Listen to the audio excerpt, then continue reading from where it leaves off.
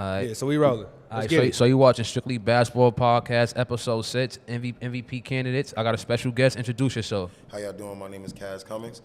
Some of y'all probably know me as KC. I'm from Brooklyn. Point guard, shooting guard, 6 feet. Yeah, let's get into it. All right, so let's get into your journey. Like, how did you get started with basketball? Growing up, like I said, I'm from Brooklyn, hometown, Sheepshead Bay. So I picked up basketball pretty late. My father, he's Caribbean, he's Trini. My mother, she's Panamanian. So I want to say for the first 10, 12 years of my life, I was kicking basketballs at soccer balls because my father played soccer.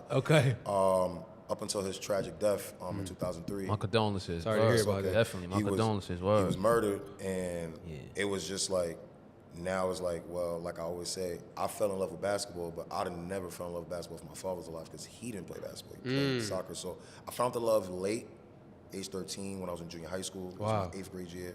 I don't know if they still have that program around, Champs or MSBL. But I went to a tryout. I made it. I was one of the tallest kids. So that started the journey.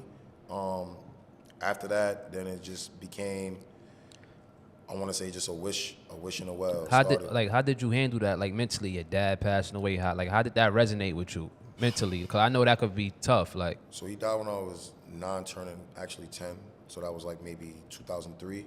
So just mentally, like, it didn't even hit me yet. Like, even still seeing him in a casket, even still my family going through what they're going through, my mom's going through the late mental depression and everything.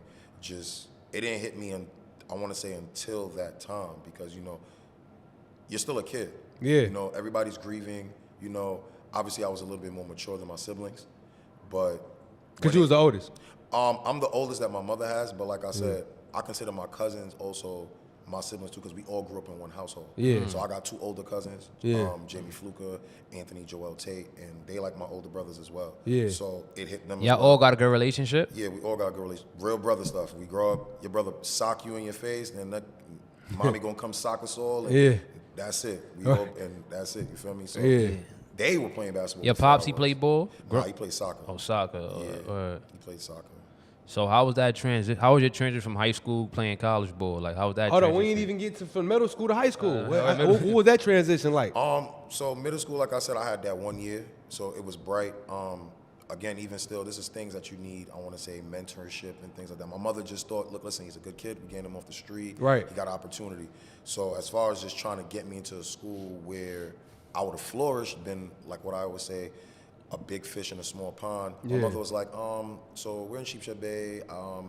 You know, don't you want to go to Lincoln? It was actually my mother's idea for me to go to Lincoln. I was like, Mom, I want to go to Madison or I want to go to Sheepshead. She was like, no, you're going to go to Lincoln. Tiny was there when he was at Lincoln? Tiny was still coaching Lincoln when he was there? Every year I was I know Tiny, Tiny is a good coach. Shout out to Coach Tiny. Like shout out to Juice program. Now, Lincoln High School, now I'm from Detroit, so this question might be a little ignorant.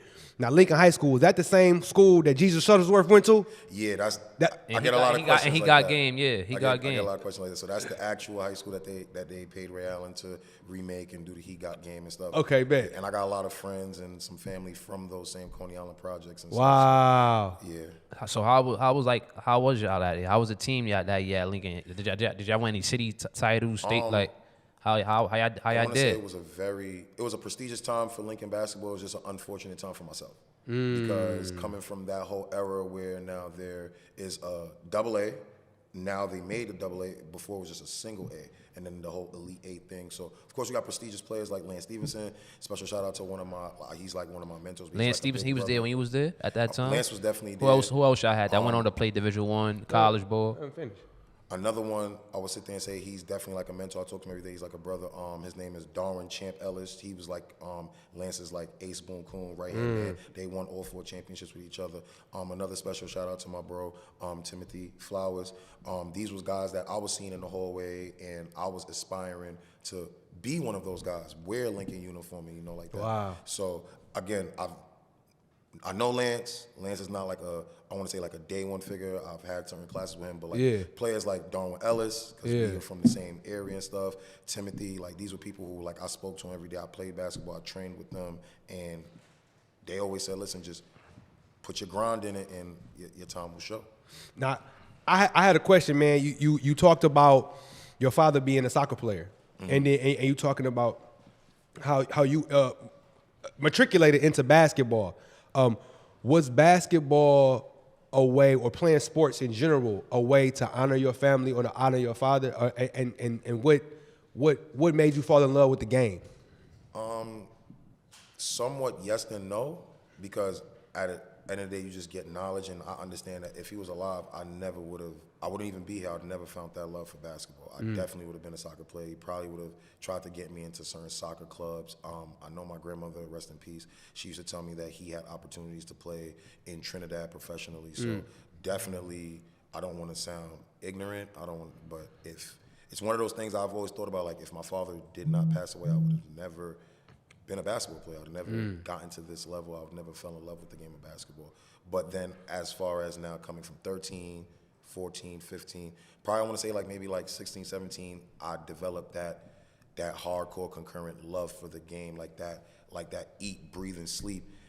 When Ball is Life came out, it was like, oh my God, like, this is it. I'm like, nah, this is it. Like, I really, like, I breathe, eat, go to the bathroom. Basketball was something you was passionate about. Something that you so really passionate. Yeah. Some people, sometimes you start something, and I don't want to make it seem like I'm disrespecting anybody, but your perseverance, but also your potential, you need both. Yeah. So of course I had perseverance going to Lincoln. Of course I had that, but just just having to just take it on.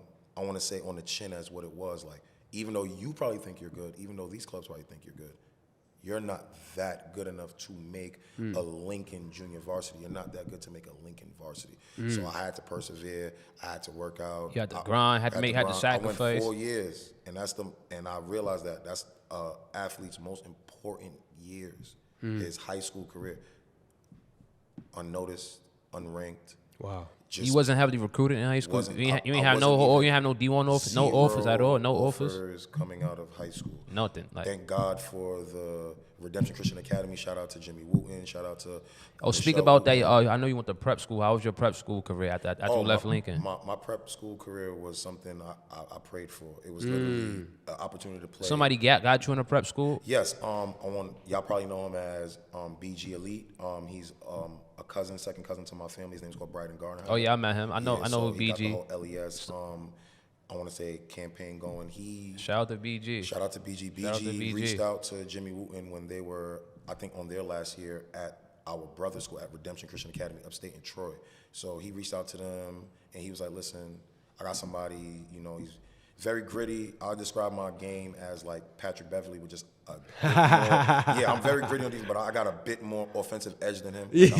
I'm a bit more offensively sound. So when you got in prep school, like, you got more recognition, like.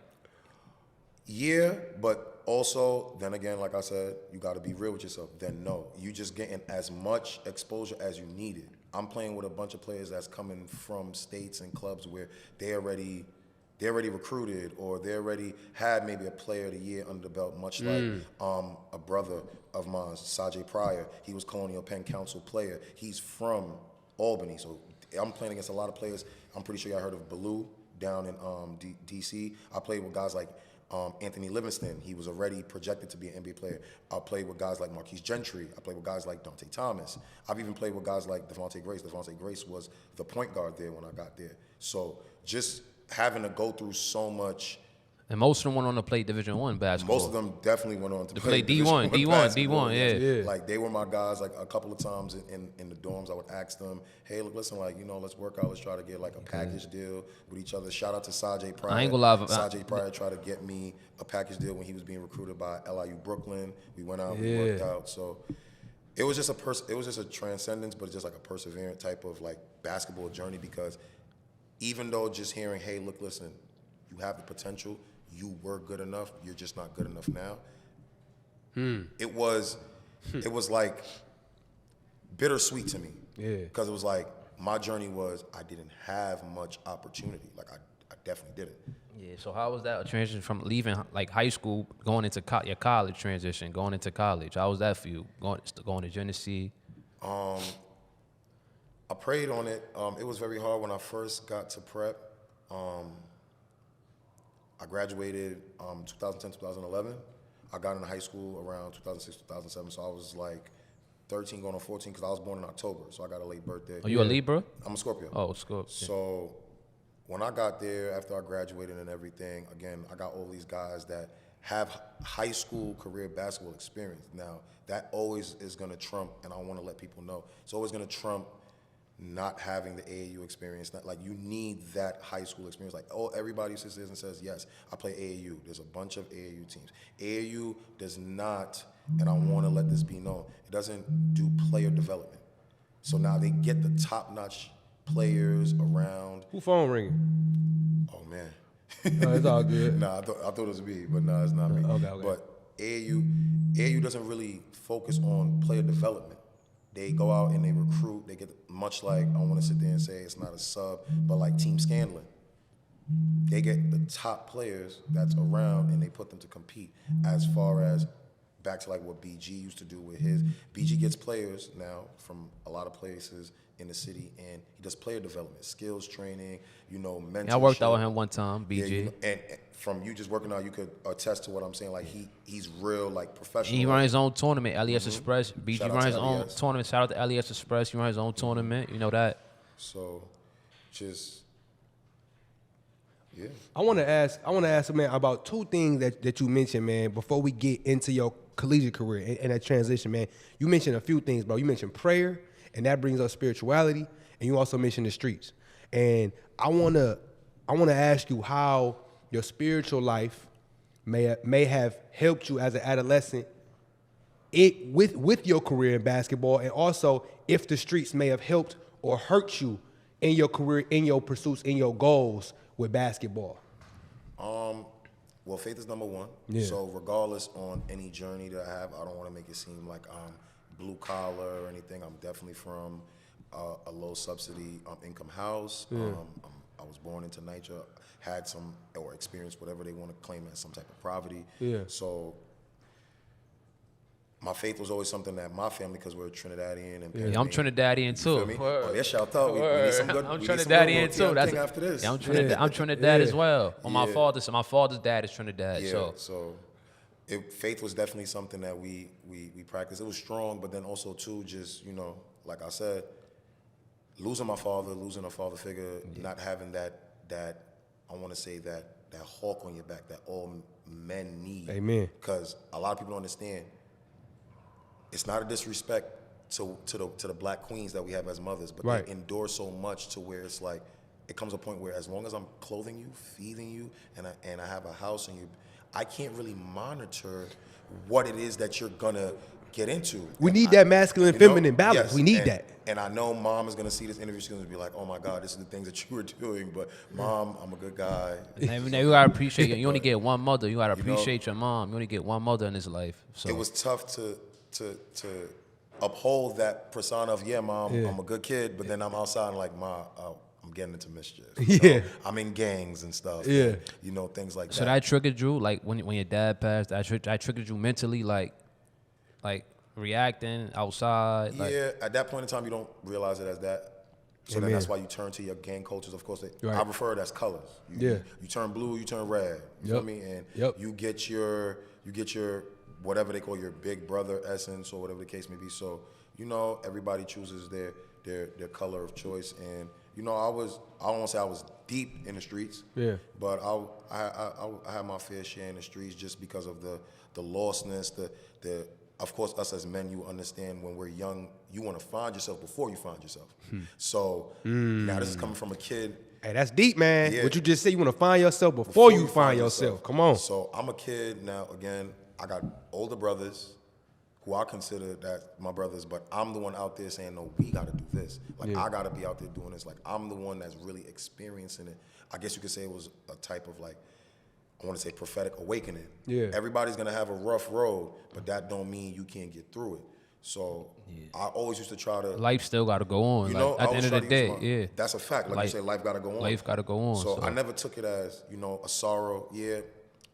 I looked at it as, hey, another black African-American man slain, another black African-American man not able to provide for his family, but how much other black African-American young brothers like myself, that's bouncing the ball or that's just doing anything to get themselves out of the situation, who's using that as an excuse? So I never used that as an excuse, but I also was, I want to say, bombarded by a lot of mischief because of certain routes I took. I've always bounced the basketball. I was always in church. Always try to keep a good persona. Try to not have my mother down my back per se, but you know. So how was your experience going to Globe Institute? I know you went to Globe Institute after Genesee, so how was that for you going to Globe Institute?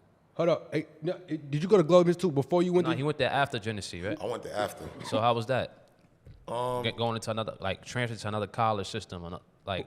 We ain't talked about the first college system yet, though. We ain't talked about Genesee Go yet. to Genesee. I think we have finished that. Genesee. Actually, Globe was good. I mean, it was also too something.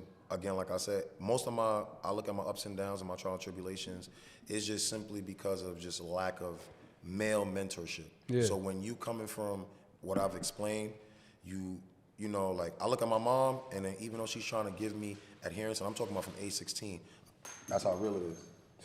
That's how real it is. I'll tell my mom, okay, Ma, and I'm going out to do it my way. Yeah. Whether I succeeded or I failed, you know, just because it's like, and it's not to disrespect my mom, I love you. Right. But she wasn't a man. She wasn't a man. So I realized those things very, very on. Like, these are things that only a man is going to be able to teach me. Or I'm going to be out there and I'm going to have to just take the wins or the losses to go Bump your head. Yeah. Just bump, that's it. That's all I had to do. So, again, a lot of times with my basketball journey, it would have definitely probably been, I would have been a better place. It would have paid off if I just had that male influence to be like, nah, you ain't doing this tonight. You ain't going out to these team parties, or you ain't going to go chill with your friends over there. Like, I'm pretty sure a lot of people are aware. I'm raised with a single mom now, so. You feel me? When you tell your mom, Ma, that said I'm going out with my friends, you know, we all cool peoples and everything, and she know the 3 guys you're going out with, that's it. You got your moms in a Ponzi. So I want to say, so just being lost my whole high school career, but really trying to be an athlete, it was an egotistical surge. That's all right. See, man, this deep, man. Cause eventually I want you to talk to the young cats that was in your position, that's in your position now. That's the seniors, the 17-year-olds, the 18-year-olds, and have you talk to your younger self. But first, all right. So through all of that, man, and you as a god, as a king, was still able to get to the collegiate level. So before we go into Globe, when you get to Genesee, what was the motivation and what got you to Genesee and when you got there, how did you feel as a man, and how basketball got you there? Well, I got there because you said as a man, so I want to say as an 18, 19-year-old man, transgression, everything, all the ups and the downs, and enduring all the losses and everything, I felt so, I want to say, like complete, I felt so complete, like just with being, and I'm pretty sure everybody's gonna understand as a man, just literally just doing your regular to-do list or your bucket list. Like I was like, I'm gonna go to prep. I went to prep. I was like, I'm gonna get an offer from a college. I'm gonna get an offer from a college. Got it. You know, special shout out to Chevy Like George. you prioritized everything. Yeah, like I stayed. I was actually not about to get that opportunity to get that look, but I stayed. Again, shout out to Jimmy Wooten. He said, listen, just stay, Caz, the season's over. We're going to get you in some JUCO jamborees, because we were in Georgia. So around the 2010, 2011, 2012 years, JUCO jamborees is really kicking off down south. So and that's a whole different era, though. Yeah. That's your era. Yeah, so that's your era. Yeah, that's how they was kind of, that was their blueprint for a lot of players. We're going to go to JUCO jamborees, because JUCO became this big thing now. So it was like everybody has a home. So I went that whole prep school year, 2010, 2011. Again, a lot of guys, they came in, they were very more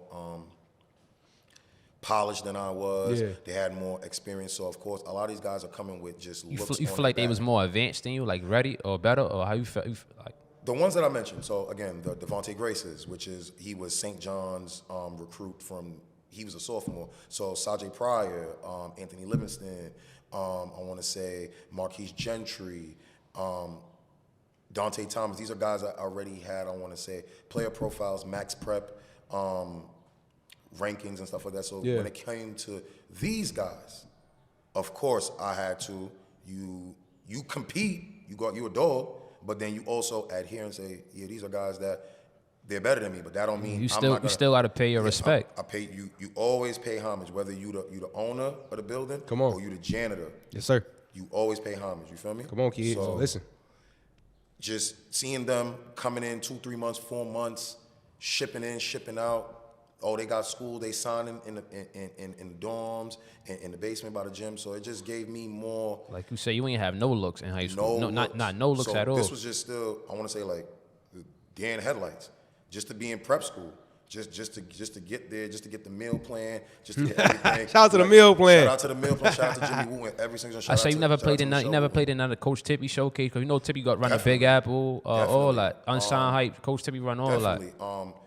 How I got shout out to Coach Tippy again. Shout out to Coach Tippy. Shout out to Coach Tippy. How I got Coach Tippy was through Coach A. Coach Adrian. Oh no, I met Coach Adrian. Yeah, I know Coach Adrian. was the head coach / assistant coach over at Sheepshead Bay. Shout out to Coach Adrian. He knew a couple of guys in that area. Remember, I'm from Sheepshead Bay. So rest in peace, my guy Sean Pearl Alexander. He's known by S-Dot. Other guys from my neighborhood, Frankie Drayton, Shamar Falcoon, Eric Williams. These were guys that played on the Sheepshead Bay varsity team. So these were guys coming up. Okay. I'm looking up to them, and I'm like, yo, if I want to be just like y'all or be just as better. So they've always gave me the opportunity to, hey, yo, come work out, you know? And then once I worked out with A, I want to say I worked out maybe like I was 15 years old, so that's like the summer going into my sophomore year. They have things like Big Apple. Yeah, Big Apple. So once unsigned hype, all that. So once I went there, he was like, listen, if you choose to stay in Lincoln, that's cool, but you always got. That's when AAU really now picked up United Brooklyn and all these teams. So I was always in Tippy's realm, even from when he transferred out. Because you know, Tippy done helped out. He helped many kids get in schools, all that. That's why Tippy's one of the GOATs in New York. Kids. He helped Shout many out to kids. Tippy and that whole Big Apple Sports program and his JUCO jamborees down to even just him coming down to West Fourth and coaching the kids. I remember one summer I was playing with Coach A&M and Tippy was like, you gotta play defense. You know, Tippy gets very erratic if you don't play D. He does not care about scoring. He's like, you gotta play defense. Yeah, I look at Tippy. I met Tippy when I was like 17, so I look at him as a mentor. Like Tippy's a great man. He got a great spirit. He a great man overall. Like if you come across him, then that's a GOAT right there. So definitely. So where you see New York City street ball going in the future? Like I spoke about this last episode. Well, we always gonna have it, and I don't want to sound the culture cliche. Of course, the culture gonna always be here. As far as the culture and as far as just having now what people say, we have the blueprint. You send kids here, or you know, you got to make sure your kid, like how Melo's doing. Melo got his son now, Christ the King. Christ the King. Melo got his son also playing in Lincoln Park, just like how this guy, what's his name, Scottie Pippen got his younger son coming. We the Mecca. We got the exposure, but we picking up a new type of, I want to say, style of gameplay. And even that this generation is like it's a lot. Kids is better this year because access to many more things in this era, like technology and many more training. Right, so that's why kids nowadays might be more talented. More training, but then also, I want to sit there and say, coming from my generation, because like I said, I'm 30 years old. Yeah, you older, so I'm a little bit older than these guys. So I analyze guys that, as far as point guards, I was looking at are now like not even in the league, such as like John Wall. Right. This was a guy that I had his zig text in high school. I'm talking about. Yeah. This is a guy literally I used to wear number 2 in my tour. He's no longer here. Brandon Jennings, young buck, the first rookie on the Milwaukee Bucks to drop 55. He's the reason why Stephen Curry had the ankle injury. He's no longer in the NBA. Sebastian Telfair. There's a lot of players saying Telfair. saying home on that couch. That's free agents. Carmelo just retired. I heard. I don't guard. know if it's real, but they heard Carmelo just retired. I don't know if that's real, but sorry for him to have to do so. It's a lot of it's political with him. Right, for sure. It's very political with him. But just to answer your question about where we going with the basketball and NYC, we evolving. Stephen Curry and this whole points per minute and the matriculated I want to say analytical system, and just I know we're watching this boy. I never got a chance to play against him, but I've watched him. I'm like a fan, the Marquise Noel kid. Watching what he's doing. He I ain't gonna lie, he a dog. He a dog. Shout out to Marquise Noel, Kansas State. Word. He deserves. That kid is a bucket. The nickname Mr. New York He City. hard overhyped. Night in, night out, just to obviously just look at the way he prepares himself and just the way he approaches the game. You know, much like other players, like I said, I played with in New York City, much like a Tyler Bourne. people probably don't know about him, but Talibon went to Lincoln. Talibon is probably one of, I want to say. You think Marquise Noel, think he gonna get drafted? Cause it might be an issue because of his height. Cause most NBA they only go by like short guards. Cause he only 5'8". Cause height as far as, but only so much because my era again, there was Isaiah Thomas. Come on. He got blacklisted. Cool. Nate Robinson. There's a Nate Robinson. There's other guys now, and even still, I know it's watered down height. That's what they call it. You get your height with your shoes and not your shoes. But Kyrie Irving is still. He only 6 feet. The game says 6'2", whatever, but he's a midget amongst giants. And Kyrie Irving is one of the most elusive basketball players when it's going deceptive. He knows how to put the basketball very pinpoint, spin off. I feel like what man's a scientist. But I feel like whatever team draft Marquise Noel, that's gonna be a steal for sure. He got that dog in him. He's gonna come in and put 110. He's gonna be the first one in. He's gonna be the last one out. And when your heart can make you the same size as somebody that's, let's just say, 6'6", 6'7". That's why they call him heart over height. You can't teach that. It's a lot of, and we've all played basketball. We all know, we've all seen guys and was like, yo, big dog, like if I even had half your height, right. I'd be. But it's not there. It's not They didn't persevere. They didn't endure. They didn't take those losses. Yeah. And just from him being from New York City, him dubbing himself. And being from Harlem, too. Him dubbing himself Mr. New York City, putting New York City on his back, you could just tell that it's something that damn near 90% to 95% of NYC basketball players are going to have. They're always going to have that chip. Definitely going to be a steal, though, for whoever team get him. Whatever. Sure. But then also, too, it's just so much places to go now, which is also what I like about this era. It wasn't in my era. It wasn't promoted much as G League and all these other extra leagues and stuff like that. Brandon Jennings, they even said his road to the NBA was oddly because he could have went to a college, but he chose to go overseas. So kind of from my generation, Brandon Jennings opens the door like, yo, overseas could be a thing. Yeah, right. I remember that. As opposed to now, you got kids like LeBron James' son seeking or potentially being spoken about could get millions coming out of high school. So now I'm a flashback. Me coming out of high school 2011, if I had the opportunity, even though prep is still one of the best things, I'm always recommend boarding school prep because why? You get to really learn the game on a different level. There's a national team, there's an in-house, so you get to really get all of the fruits and labors, the player development that you need. So I'm always going to recommend. And I know you say you were affiliated with Roman Perez. So when you met Roman Perez, I met Roman. How you got affiliated with Roman? This is going to be hilarious. Special shout out to Roman. Roman is like my big bro. I speak to him every day. We do morning devotions and stuff. I was in this league. I had an opportunity after I'm transgressed, fought from Globe, went through the clearinghouse, contacted Irv Beta down at Toro College, which is a D3. Yep. He allowed me to walk on. I played my final season At Toro? At Toro College, wow, in Kansas City. So after that, with footage now, because this is basically what I've been fighting for. I've been out for this. I've been out to show people I could play the game of basketball, I could run a set. So I got my footage, got my highlight tapes made, and I sent them around to a few Hispanic clubs and stuff like that.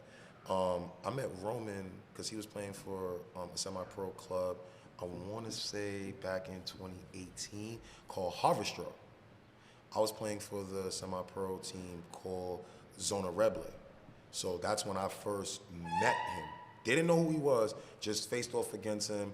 It was a very good game. It's funny how I met him at an Apple store. It was another guy named Trayvon Sledge there. He's a very, shout out to my boy Trayvon Sledge. So this was like my first stomping ground into like the semi-pro, I want to say overseas combine, like S tournament style. Like this was it. Like I got jumped there speaking Spanish the whole entire game. So just because I'm Panamanian, I can speak fluent Spanish. It's a total different thing. Like the speed is different. Like the way the ball is different. So it was like it was crazy. And for him to be the first person in that type of setting for me, and for me to hold my own, it was crazy.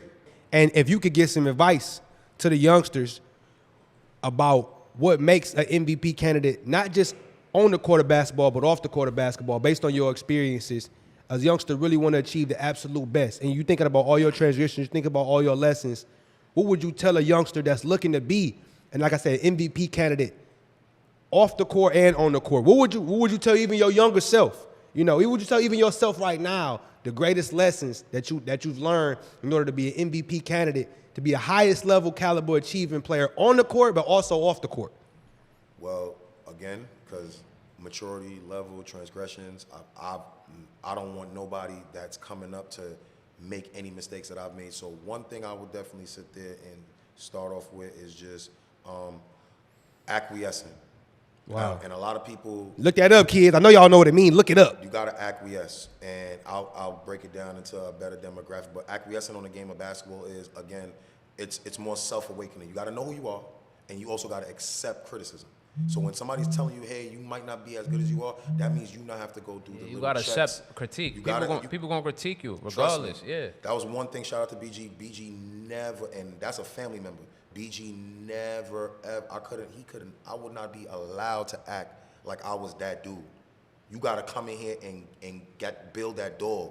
You got to come in here, and for you to be that dude, you got to work like that dude. So I just tell the younger generation, again, you got to acquiesce with as far as your skill level, your skill set, what you do every day in and out, if you're working, if you're out working. Yeah. Because again, hard work beats talent. When talent don't work hard. Come on. Like I said last episode, if you working Pay hard, attention. if you're working hard, God gonna reward you, and you gotta live with the results. Pay attention. Got to. Yep. Hey, now I'm gonna ask a fun question, but before we damn near almost wrap up.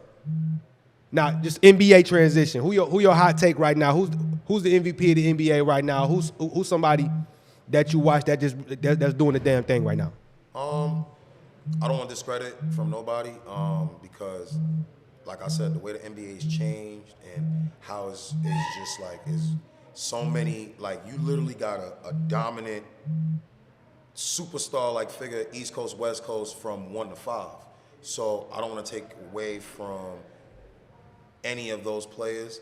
I'm gonna relate it up to measures from people from my generation. Of course, people know him as the late great Kobe Bryant. Rest in peace. Come on now, the Mamba. Rest in peace. So Straight up. That's my all-time Black favorite Mamba. player. Rest in peace for Kobe. So for Word. Kobe to be his Like, MVP, how you felt mentally when you found out Kobe passed away? How did that resonate in your mind? Like, it's crazy because, right? Tough. Yeah, I gotta understand what I'm saying. These are people that we probably also have met Kobe when he came to Rucker Park. Stop it. Yes, I did. That one night when he was going crazy. I met him at Rucker Park. Wow. He came out. That was after he won the championship, right? In EBC. now, what year was that? 2011? That was 2011. Oh, my after God. I was playing with Coach Cliff. That's when they put the hardwood floor on Rucker. Stop. Kobe, I have a picture. I'm gonna send it to y'all. Yeah, Kobe definitely. came out, met Kobe Bryant. Ah. So just meeting him shaking my hand, us taking pictures. Like, but you literally checked like I- face to I face, have a picture- like this. Like this. With Kobe the came, God. I think it was called Chain Link Fundamentals. I don't know if y'all remember. If this Send me all that. But I'm gonna send all that. Yeah. But look, I have the picture and Send everything. me that so info. just me meeting Kobe and just understanding what it was, his journey and everything. You come to a point in time where you feel like you really know the person. Just how monumental, how iconic, how motivational. Yes. And I've done hit jumpers, the way Kobe, practice fadeaways, done hit game winners. So I'm talking about in the backyard, talking about reliving the whole thing. Yes. woo, pulling my jersey Come on. inside. I had the whole joint. Seeing him and hearing that he perished, again, that was just him with his daughter and everything he was doing for the whole women's culture, trying to literally, if it's him gonna be, he's gonna take it out of his own pocket to improve the women's financial bracket, trying to get his daughter, just who he became from who he was. Yeah. It crushed me. Of course, just like a lot of Americans and Kobe fans across the world, and even the way Kobe impacted basketball, the way he impacted approach. everything, his approach, everything. he definitely The left. mama mentality. Mama mentality. That's the He left forever the- Mama MVP. mentality, Forever, he left the mama whole- mentality. He left the whole, I want to say, a motivational blueprint for younger basketball players. I definitely tell my younger basketball players that's 15, 16, listen, you can love your Steph, you can love your Luka. Luka's great, by the way. Listen, please make sure y'all waste some time, and I call it waste, watching those Kobe Bryant clinics, those highlights, because Kobe was a dog. 2-time scoring champ, 5 rings. Like people always say LeBron, but Kobe had that killer mentality. Like he coming at you every game. Because he came at himself. He had that he killer, expected he it had for that killer himself. It was instinct. in her. He had that killer instinct. He never allowed nobody else, and that's a real man. That just comes down to you transcending that from sports to livelihood. You as a man, you always find another way to blame yourself first. I'm not pointing the finger unless I point the finger back at myself. Y'all better be listening. So Kobe, and as a Kobe fan, I'm talking about from 2003. Remember, you said you like AI. 2002, AI doing his thing. All my friends and peers, they got their Paul Pierce, this, that. So it was like, I'm gonna take Kobe. Hey, man. Kobe was a dog. Yeah, man. And just to answer that question, because Kobe, what he transgressed, how everybody always say even Shaq, he should have 2 or 3 of them. He has 1. But you know what Kobe said about Shaq? Shaq was he was being lazy. He said if Shaq wasn't lazy, he flight the Lakers. Steve Nash to give one of them MVPs up. Steve, if you listening, you give one of them MVPs up. Kobe should have won one year. Right Kobe now, should have we look up definitely won. somebody averaging 15 and 11 right now in the NBA. I want to say maybe I want to say so that means like a person like Tyrese Halliburton is now the league's MVP. He's in his plus minus and what he does with the basketball and his vision. So technically, Tyrese Halliburton on a team that's your MVP, young kids. That's your Steve Nash. That's how he gets a 2-time back-to-back MVP. Steve, you better give up one of them MVPs, man. Kobe should have won one year. He definitely got snubbed for one. Yeah, so just relating what it took for Kobe, what it transgressed for Kobe. Again, he averaged, and this was for I want to say a decade long. He was before the James Harden era, before the Stephs, before the Giannis's. He was the last player on paper to average 35.4 a game. So that's the iconic 81 season. That's the 62 3/4 on Dallas. That's the game he scored 61 and then told Phil, I'm going to sit out. Brian Shaw saying, hey, you know you can break the record. He's telling them, I'm going to get back in and do it again later. Yeah. Like, I got it. So for him to not get MVP, but then see other dudes be in MVP contention for just keeping their teams up and running, I sit there and say it's a little bit biased on my behalf. It's political. It is. You know what time political. it is. Shout out to Joker and shout out what he does. Joker gets 2 back-to-back. For what now? Not taking any stats away from him because he's a beast. And I got another question. Like, what's the favorite NBA? When we comparing NBA teams, so what's the best NBA team you thought that was ever assembled? You think ever assembled? No bias. Golden State Warriors, that Kevin Durant team. That was a dynasty, super team. Like nobody was beating that team. Draymond, you messed up. That's all I'm gonna say.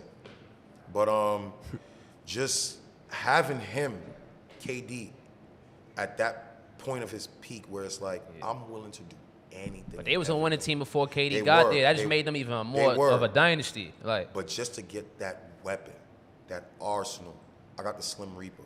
I got Kevin Durant.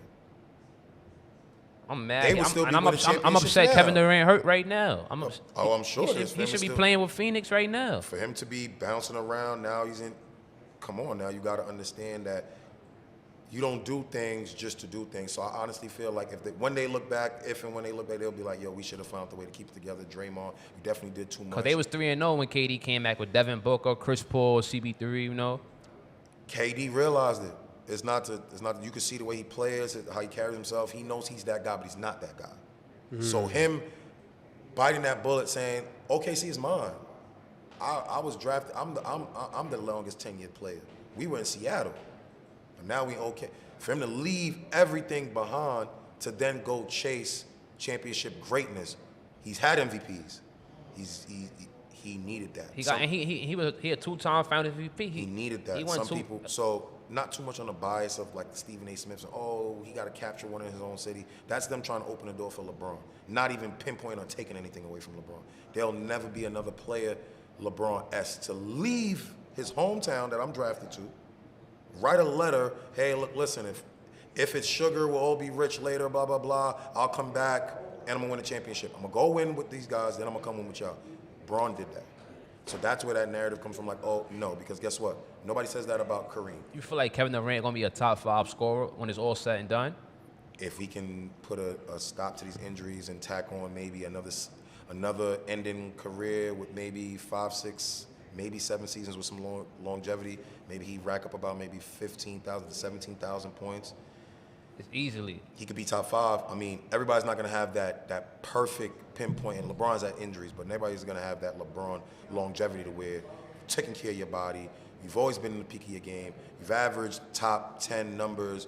So And now he's LeBron an all-time leading scorer, so that's epic right shout there. out to Bronny. Shout out to Bronny. Take us home, baby. All right, so thanks for watching. Watching, look up. Thanks for watching Strictly Basketball. Look at the camera. Thanks for watching Strictly Basketball Podcast, episode 6.